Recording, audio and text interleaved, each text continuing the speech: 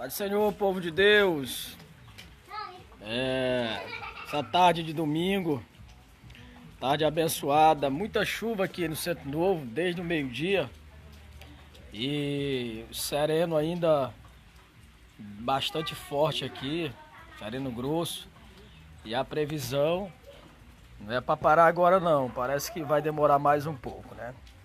Hoje pela manhã, escola bíblica maravilhosa, né? Aprendemos sobre o altar do holocausto, né? O altar de bronze, o altar que ficava bem na entrada do tabernáculo, onde o sacrifício era imolado, o cordeiro era morto, onde a oferta era oferecida a Deus, onde era colocado no altar do holocausto, fosse o cordeiro, que animal fosse, era imolado ali, né? E o seu sangue era recolhido. E nós achamos um detalhe muito importante no altar do holocausto, que é como foi feito, né? O material, ele era feito de madeira de acácia com bronze, né? Umas versões dizem cobre, né? E essa madeira era uma madeira muito resistente, era uma madeira incorruptível, muito resistente mesmo às intempéries do deserto, né? Ao clima desértico, e era justamente para que ela durasse muito, para que ela resistisse ao calor do deserto e ao frio da noite. Não era uma madeira comum, como essa madeira que nós conhecemos aqui, essa madeira conhecida. E foi tudo dentro da permissão de Deus, foi uma exigência de Deus. Você pode ver que o próprio Deus disse: Moisés, esse tabernáculo, ele deve ser feito conforme o modelo que tu recebeu no Monte Sinai. Então era uma exigência de Deus, não podia sair desse modelo, não podia fugir desse modelo. As coisas como Deus queria que fosse. Se fugisse desse modelo, alguém poderia ser punido, pagar por aquele erro, né? Por aquela transgressão. E a forma como Deus exige que as coisas aconteçam e como devem ser feitas é uma forma rigorosa, e nós devemos aceitar, porque esta é a vontade de Deus. E partindo desse detalhe de que a madeira era uma madeira de acácia, umas versões dizem cetim, e uma madeira resistente. Por quê? Porque essa madeira ela apontava para Cristo, né? Para o corpo de Cristo, para a estrutura corporal de Cristo. Resistente, não passou pelo estado de putrefação. Você pode ver que o corpo de Cristo, quando ele passou 3 dias e 3 noites na tumba, na sua ressurreição, ele não sofreu nada. Ele continuou do mesmo jeito. O mesmo corpo que morreu foi o mesmo corpo que ressuscitou. Lógico que já em um corpo glorificado, mas os seus membros não foram quebrados, os ossos não foram quebrados, não sofreu aquilo que um corpo normal sofre. Entra no estado de putrefação, de apodrecimento. O corpo de Cristo, ele não passou por isso. Por quê? Porque aquela madeira apontava para o corpo de Cristo. A madeira devia ser incorruptível, resistente, devia ter uma durabilidade incomum, né? Uma madeira muito rara, aquela madeira era muito rara. Acredita-se que os israelitas trouxeram ela do Egito para que fosse feito alguns utensílios, ou melhor, algumas partes do tabernáculo, né? Já vejo que tem aí algumas pessoas que estão assistindo esta live. O Cristiano já apontou aí com a paz do Senhor. Pai do Senhor Cristiano, Deus te abençoe de forma grandiosa.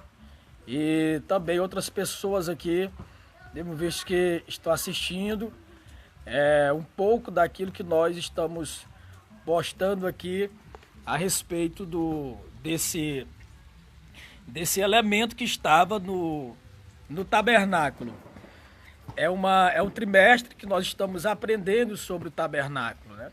Uma lição muito boa. Um abraço aí para a nossa cantora Lloyd. Deus lhe abençoe grandiosamente. Então, ainda comentando sobre esta madeira que era feito o altar do holocausto, né? Muito resistente, muito firme, apontava para o corpo de Cristo. Essa madeira era conhecida como uma madeira incorruptível. Era uma madeira que não sofria corrupção nem se desgastava com o tempo. E por conta disso, Cristiano está dizendo aqui que a quadra 4 espera a gente, né? Então no outro mês a gente está lá, Cristiano. Abraço. Então, sim.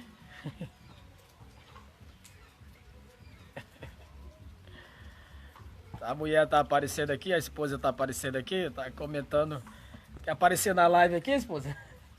Vem cá, Zama, aparecer aqui, mandar um alô pro pessoal. A gente já continua comentando, ela não quer aparecer. Então, veja só, amados. A madeira de cetim, uma madeira muito resistente, muito rigorosa, apontava, como eu disse anteriormente, para o corpo de Cristo, porque ela não podia sofrer a corrupção, ela não podia sofrer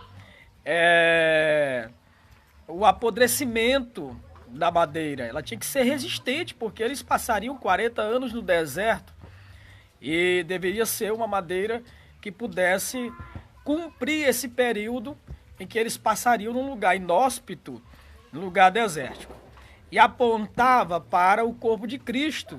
O salmista disse que Deus não deixaria o seu santo, falando de Cristo, ver a corrupção. Quando o salmista diz isso, ele está falando do corpo de Cristo. O corpo de Cristo, quando ele fica na sepultura, ele não sofre a corrupção. Você pode ver porque ele representava também o cordeiro. E o cordeiro, ao entrar no forno para ser assado, ele não podia ter nenhum dos seus membros quebrados. Da mesma forma que ele entrava no forno, ele saía. Os membros, a pata do cordeiro não podia ser quebrada, a cabeça, o pescoço, nenhuma parte. Então isso apontava para Cristo. Quando ele entra no túmulo, que ele ressuscita ao terceiro dia, o seu corpo também, ele sai da mesma forma que entrou. Não teve nenhuma parte dos membros quebrado.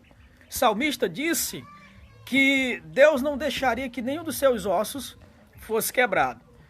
Então já havia uma profecia veterotestamentária que apontava, que vaticinava para a condição do corpo ressurreto de Cristo. Pedro, em Atos, quando ele dá o discurso a respeito de Cristo, que os israelitas mataram ele também cita as palavras do salmista. Ele disse, olha, Deus não deixou o seu santo ver a corrupção. Ou seja, o corpo de Cristo não apodreceu.